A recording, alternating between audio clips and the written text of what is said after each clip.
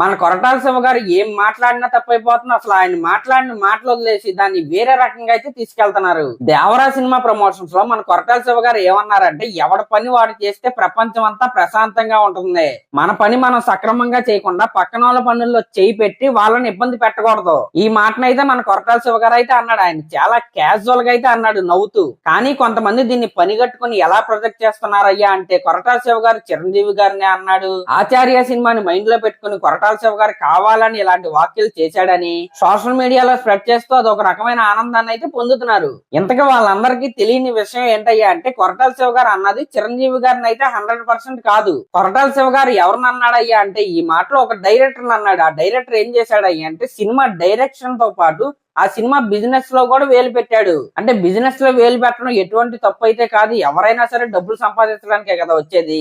కాకపోతే అక్కడ ఏమైందంటే, ఆ సినిమా విషయంలో అనుకున్నట్టు ఏది జరగలేదు. సినిమా ఆశించిన స్థాయిలో కూడా ఆడలేదు.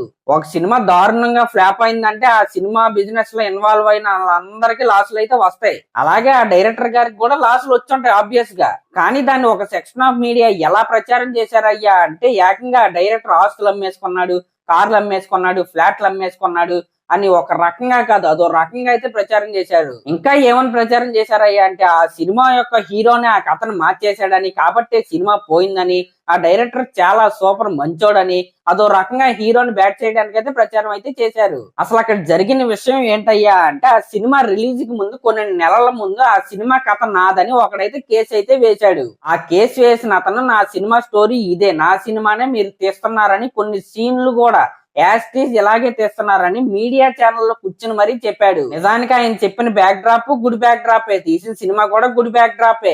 ఆయన చెప్పిన సీన్లు ఎలాగైనా మార్చాలని, దాని తర్వాత 10 నిమిషాలు క్యామియో ఉన్న ఒక స్టార్ హీరో క్యారెక్టర్ ని సెకండ్ హాఫ్ మొత్తం లాగి సినిమా స్టోరీని చాలా మార్పులు అయితే చేసి ఆ దర్శకుడు సినిమాని అయితే కంప్లీట్ చేసి రిలీజ్ అయితే చేశారు. కానీ ఆ సినిమా రిలీజ్ అయిన తర్వాత ఏది అనుకున్నట్టయితే జరగలేదు. ఇక్కడ ఓన్లీ దర్శకుడు తప్పే ఉందని నేనైతే అంటలేదు, ఆ స్టోరీ ఉన్న హీరోలది కూడా తప్పు అయితే ఉందో ఒప్పుకున్నారు కాబట్టి.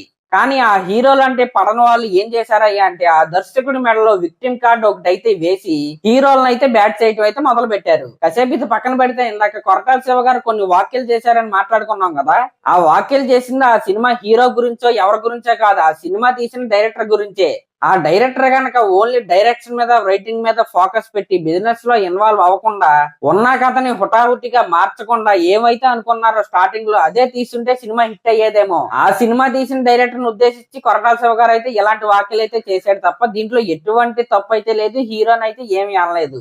అంతే తప్ప దీంట్లో హీరోకి అయితే ఎటువంటి సంబంధం అయితే లేదు. సరే, మీరు ప్రచారం చేసుకోండి, ఆ హీరోకి పోయేదైతే ఏమీ లేదు. ఇక్కడ మీరు గమనించాల్సిన ఇంకో విషయం ఏంటయ్యా అంటే, ఆ హీరోని బ్యాట్ చేయడానికి ఒక సెక్షన్ ఆఫ్ పీపుల్ అయితే తరతరాలుగా ట్రై చేస్తూనే ఉన్నారు. ఒక స్టేట్మెంట్ తోనో లేకపోతే ఒక ఫేక్ యూట్యూబ్ వీడియోతోనో పడిపోయే రేంజ్ గా అయింది. తరతరాలుగా కొన్ని కోట్ల మంది అభిమానం సొంతం చేసుకున్న శిఖరం ఆయన. ఇలాంటివి ఎన్ని చేసినా ఆయన్ని ఇంచు కూడా కదల్చలేరు. ఒకసారి అరవింద సమేతలో ఎన్టీఆర్ గారు ఏం చెప్పారంటే, అట్నే అనుకోని కొండను చూసి కుక్క మురిగితే కొండకు సేట, అదన్నమాట మ్యాటర్. అర్థమైంది కదా.